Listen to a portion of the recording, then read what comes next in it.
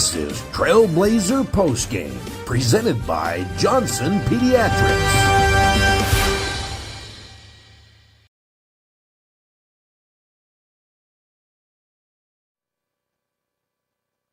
And welcome back inside the Spectrum here in Logan, Utah. Trailblazers lose this one to Utah State by the count of 92-62. The 8-game road streak is over. We finally get to head back to Burns Arena Friday against Weber State. And that'll be a full 30 days before in between games in Burns Arena. So it'll be nice to finally get back home for a week. Rod Zundel here on the Johnson Pediatric Dentistry postgame show. Glad to have you aboard. Trailblazers trailed by as many as 17 in the first half, but then they went on a 9-0 run, cut the lead to 8 with a couple minutes left in the first half. But after that, that was all Utah State as they pulled away, and they won it by 30. Utah State now goes to 9-0 for only the third time in school history, and Utah Tech will now drop to 2-9. And now hopefully we can start to pick up some more wins here when we get back to Burns Arena for the next 3 weeks. Won't be heading out of town until New Year's Eve when we'll head to South Beach, take on Florida International. All right, just a quick look at our Sun State Company's stats. Leading the way for Utah Tech was Justin Beaker, 14 points, 5 of 12 shooting. Next was Tennessee Rainwater, 4 of 7. He also had 6 rebounds. He had 9 points, 8 points for Noah Gonzalez, but on our Findlay Subaru Star Watch was Noah. He hit 2 threes tonight, and so the first 3 that he hit put him into the number 1 spot atop the list of the best three-point shooter in Utah Tech history with 167 three-pointers. He hit another one a little bit later for 168. So Noah Gonzalez is now the top three-point shooter in Trailblazer basketball history. Britton Barrett off the bench, 3 of 8, but 0 for 4 from beyond the arc. He had 7 points, 3 rebounds. Trailblazers, of course, not playing with Beon Riley. He has a sore shoulder, and he's out. And Yu Ture not playing as well. He was out with a concussion, didn't play in the second half. All right, time now for our Burt Brothers Doing It Better player of the game. Our Burt Brothers Doing It Better player of the game, we got to go with Justin Beaker. Tonight, he came out, hit his first 2 threes, hit 4 of 7 from beyond the arc. By far his best performance three-point shooting. 5 of 12 overall. He had 14 points, 3 rebounds, and he had 2 assists. So Justin Beaker, man, what a 5-game stretch he's had. He's been averaging about 13, 14 points in the last 5 games. And he had 14 points in the first game against Oregon State. Then the next 5, he averaged only 4 points a game. And then the last 5 games, he's been averaging about 13 to 14 points. So Justin Beaker is our Burt Brothers Doing a Better player of the game. And how about Hakeem Byrd? 8 points, 7 assists, and 3 steals. 7 assists, his best performance in that category so far in his young Trailblazer career, the senior transfer from Marist College. So Trailblazers lose it here tonight. Just a couple other notes to make you aware of. Free throw shooting, again, big problem for the Trailblazers. Overall, they were 4 of 11, 36%. 4 of 11. And Utah State, 20 of 26. 77% to 36%. When you don't shoot a lot of free throws, you got to make them. Trailblazers didn't. Let's see. Field goal percentage, Trailblazers shot 41%. They shot 26 from beyond the arc. They were 8 of 31. So not bad. It could have been a bit better, but they put up a lot of threes at the end in desperation. Utah Tech had 15 points off turnovers. Utah State had 20 points from turnovers. Trailblazers battling that full court press the entire game, had 15 turnovers, and they forced 14 turnovers for Utah State. So pretty good defensive effort when it comes to stealing the ball away. Trailblazers, their biggest lead, they didn't have the lead at all. Their biggest run was a 9-0 run with 4 minutes left in the first half. Second chance points, Utah State 17-10 over the Trailblazers. Fast break points, Trailblazers. I mean, the Aggies, they're one of the best fast break teams in the country. They have over 18 points a game on fast breaks. Tonight, they had 16 points compared to only 3 fast break points for Utah Tech. The Aggies gave the Trailblazers a lesson here on how to play defense and how to get back and how to be physical tonight. 48-30 points in the paint. Trailblazers just, face it. Sometimes you're just overmatched, just too big, too strong, and you do everything you can trying to combat that, and sometimes you just can't. And Trailblazers, I think, panicked just a little bit. We'll talk to head coach John Judkins about that. But I think the Trailblazers tried to force the issue because they knew they were overmatched and they had to make it up somewhere. So we'll see. All right, we're going to take a break. When we come back, hopefully we'll get John Judkins. The locker room is up the tunnel and down the hall. So, again, the final score, 92-62. Utah Tech loses by 30 to Utah State as we get ready to head back to St. George for about 3 weeks, starting next Friday against Weber State. We'll be right back. D.R. Horton is America's largest home builder, but with a local heart. Nestled just west of the Sand Hollow Recreation Area is a 600-acre master planned community with beautifully designed single-family homes, cottages, and townhomes called Long Valley. Visit us at drhorton.com. and join us in continuing the American dream of home ownership and build your next home with D.R. Horton, America's builder. Experience the magic of southern Utah from the sky and the ground at Confetti Pebbles Hot Air Balloons. They take you on breathtaking journeys across the stunning landscapes of St. George, Hurricane, and beyond. But why just visit when you can live here? Priority First Real Estate is dedicated to helping you find your dream home. Together, they bring you closer to the community, closer to nature, closer to home. Confetti Pebbles Hot Air Balloons and Priority First Real Estate, where adventure meets home. Hey there, sports fans. Ready to take a timeout from the sidelines and jump into the action? St. George Regional Airport has you covered. Score big with convenient flights that take you from our Red Rocks to destinations around the globe. Whether it's the bright lights of L.A. or an exotic getaway across the Pacific, your adventure starts right here at home. When you're planning that epic getaway, St. George Regional Airport is your home field advantage.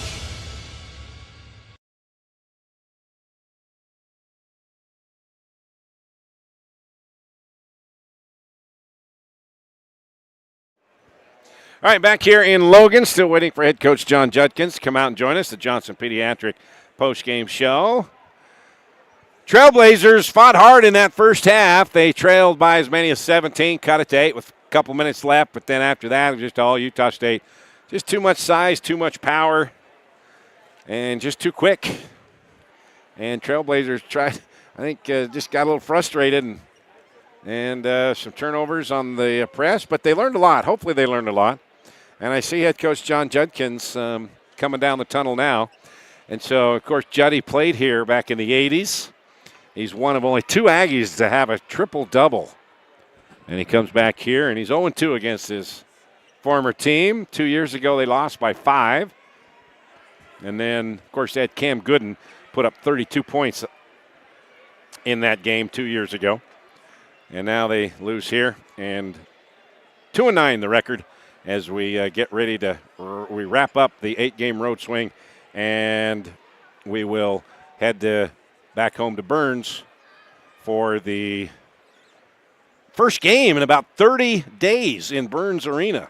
That's coming up next Friday against Weber State. All right, there he is, the head coach of Weber State. Okay, Coach. Head coach of Weber State. Sorry, Weber State we play next week. Head coach of Utah Tech. All right, Coach. I mean, you knew this was going to be tough. You knew they were going to be outsized and all that. So just give us your thoughts. Oh, I thought the first half we did exactly what we wanted to do. Give them credit. They got ahead on us, but the the two leading scorers the first half were guys that we thought, hey, if they get hot and they beat us, we'll take it. And that's number 21 and number 8.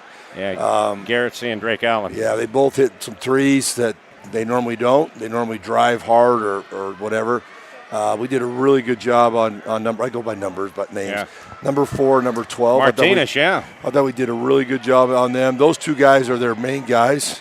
And so the first half we did some really good things. And then, the second half, that first 4 minutes of the second half were a disaster. I mean, they go on an 8-9-0 run, and now it's back up to 20-something. And again, it's just turnovers on our press offense, which they'll have to see how open it is. But the guards were just playing too much catch in the backcourt instead of looking up the court because we had some not long passes, but some 20, 25-foot passes over the top to guys, and we just didn't see them. And you could say, hey, they were long, we couldn't. I don't know, but I just, Justin's got to learn. He's a D1 player. He's got to learn how to go with his right hand. I mean, he would try to go to the middle of the floor every time. You got to beat a press by going on the sides and then to the middle, sides and then the middle. We just kept trying to go middle, and that's where they ate it up. But they're a good team. They play extremely hard. They're long, like you said. Their little zone. We got them out of their zone. That's one thing that I was really happy with. That little matchup zone they did. We were hurting them with some back cuts. They got out of it, went man to man, and that's a good thing. That tells you, hey, things are working. We're doing what we're supposed to do. But really, it came down to offensive rebounds again, Rod, and turnovers, and that's what we said in the locker room. When are we going to figure that out? When are we going to realize that every one of you have to block off, and we don't. And until we learn how to do that, we did rebounding drills before we came, and they're hard because when you do rebounding drills, it's a contact. It's being physical, and we do it sometimes, and we get guys hurt in practice. And so, how do you work on it? If you show them in film and they're not going to make that change, then what do we got to do? But hey, good team. I mean, for us to come up here and beat them is almost impossible. But we're not 30 points worse than they are. They're not 30 points better than us. I think they should have got us by 10, 15, probably maybe even. But we kind of ran out of gas. We kind of did some things that, I try to play some guys to try to save us. I mean, Akeem played a lot of minutes. He got tired. You could really tell our defense on the ball was bad, and that's where we don't have UU. We didn't have Beyond. There's no excuse, but I mean, those are two guys that play a lot of minutes. Especially and that have some leadership on the press like that. Correct. That can calm people down a little bit. It seemed like out of frustration that maybe I don't want to say the word panicked, but maybe you forced the issue a little bit too much and kind of just got away from being sturdy and stable. Well, they panicked because the guards were throwing it back and forth, and then all of a sudden they look at the clock and there's 4 seconds to get across half, and now they're in panic. Yeah. But Justin and Noah and Akeem, they're seniors. They know what to do, and that's what we wanted them here for. Was to have that leadership, have that toughness, have that maturity. And they kind of didn't do that tonight, and give them a lot of credit. Okay, I've got to ask you. You picked up. I think you got one technical last year, so you've already used your quota here. But it was Garrett. See, he turned and he wound up and he elbowed. Oh, hit him right in the head. And nailed him right in the shoulder, head, ribs area. And Scott Brown was right there. And he didn't call it. And then they called the foul on him. Even the guys here on the press table, Utah State Aggies, true and blue, they said, okay, your coach had it right. You were fine until you gave him the thumbs up sign. Yeah, well, again, that's what he said. And he said I said something that I did not say. I don't swear like he said I said. There's no way I did that. I was right here. You didn't swear. Yeah, you just looked at him and go, hey, and gave him the thumbs up sign. I said, hey, well, he gave me the push off. Yeah. Like I'm not talking to you, and I've really worked hard on it this year of not kind of complaining about every call. Yeah. And just kind of find the right time to complain it. But he hit our kids in the head twice. Yeah. Twice. And one, we got a foul before he came through and got us, and they called the foul first. And that one there, he just drilled him. And so I was trying to talk to him like, hey, can we look at it? He got hit in the head, and he pushed me off and blew me off. And so then I gave him that hey, good call, thumbs Yeah. up. You know, what I mean, are you too cool to come talk to me? And he thinks he is, by the way. Yeah, he is. He's the one that got Hurley yeah. in Hawaii. So he's So we won't say anything. But again, I wasn't like mad and screaming at him. I just wanted to talk to him about, hey, you know, he elbowed my kid in the head. Yeah. You know, you got to see that. But he was, you know, he's big time. You know, and we're not big time. yeah. So I got to learn. That's something I got to learn. Yeah, but it happens. But the thing is, you were right. And I think, you know, as a coach, there are certain times where you need to get a technical, and I think that was time because you guys were getting pushed around, and you guys were getting beat up a little bit. Yeah, and they were letting it go, and you had to protect your players. I'm going to protect my players. And you did because they were letting because Utah State, they were getting you in the shoulder area with the body and elbows and all that when Utah Tech players – they got the slap calls. Yeah. But they were being more physical, and you guys were getting beat up, and you had to protect your players. Yeah. And that was a good time for a technical. Yeah, and that's, again, I'm always going to protect my players. But, you know, the thing that's so frustrating, Rod, is, and again, I got to understand this, and I can't let it get to me, but I'm watching Boise State tonight against, before we came over here, against Washington State, and Washington State got them, and it's like, wow. I mean, it's a whole different game. I mean, they're calling fouls completely different. Yeah. You know, and so, I don't know, maybe we get the same calls when we play smaller teams, like, you know, we play Justice and we play Whittier coming in a couple of weeks or a couple of days, whatever. Maybe that's the same. I don't know. It's just sometimes it feels like that. It's like, wow, they're pushing us more than we're pushing them. But again, I can't worry about that. I thought we did some really good things early, and then we kind of got tired, I think, and we kind of got. You know, we kind of let them get some dunks and get some things going and get the crowd in. Great crowd, by the way. Yeah. Unbelievable. We got to get the same thing at our place. Yeah. Like you just said, we got 3 home games in a row before the break. You know, we gotta get that. And now we're done with these bye games. You know, I mean, we play these bye games so we can help our program and stuff. And now we're going to play teams that we feel that are even to us, our category. And so we got to improve. Like I told you last time, if these games help us for the WAC and for these next 3 games we have, then it's worth playing. So you play some big, strong physical teams, Coach. Yeah, we have, and they're bigger, they're stronger. We'll figure it out. But again, we got to get Beyond back. We got to get UU back. We got to, you know, I thought Stone. Stone played really well tonight. He played really hard. He was physical.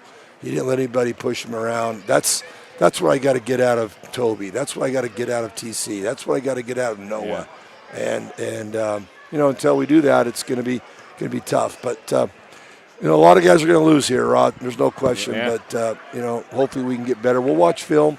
We'll prepare them, and we'll get ready for Friday against Weber State. You know what it's like to be on the other side, being in this building. Yeah, it's great crowd. 81% winning percentage here in 54 years. It's a hard place to play. It's loud, and the fans get into it. So you guys at home, you don't think the fans make a difference. They make a huge difference.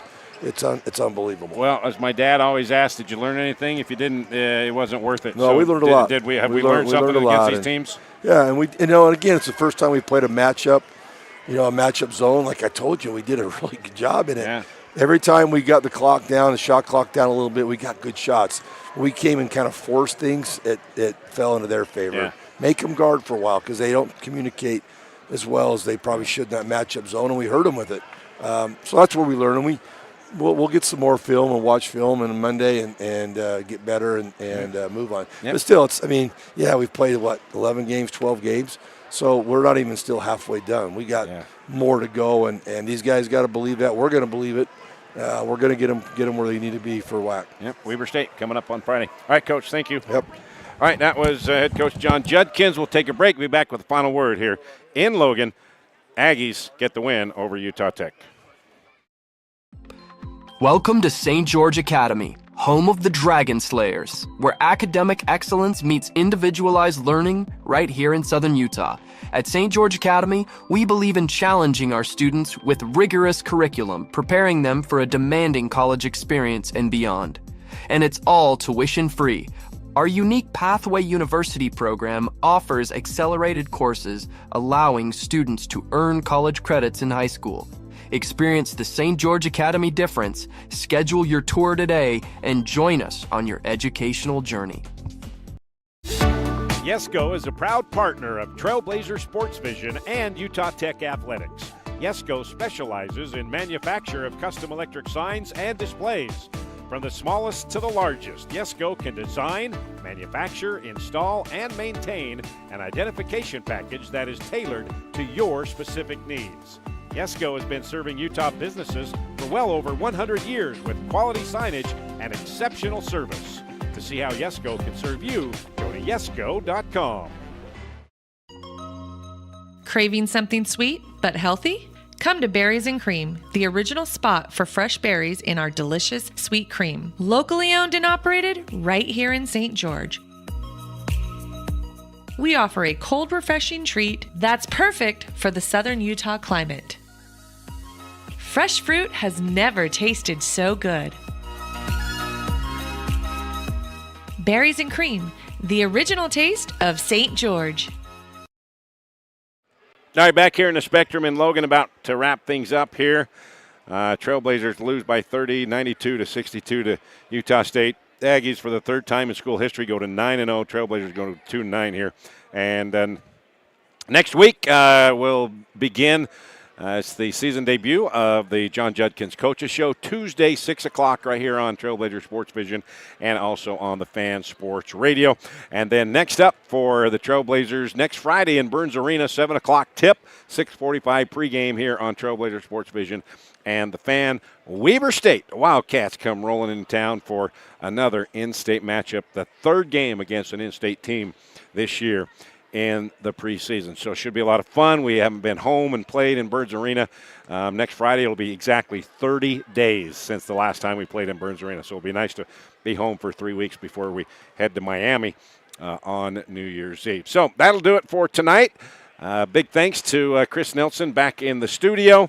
And here in Logan, the Trailblazers lose to Utah State 92-62. We will see you Tuesday night for the Coaches Show and then Friday night at home in Burns Arena against Weber State. So for Chris Nelson, I'm Rod Zundel. Thanks for listening and thanks for watching. Once again, the final score, Utah State 92 and Utah Tech 62. Good night, everybody.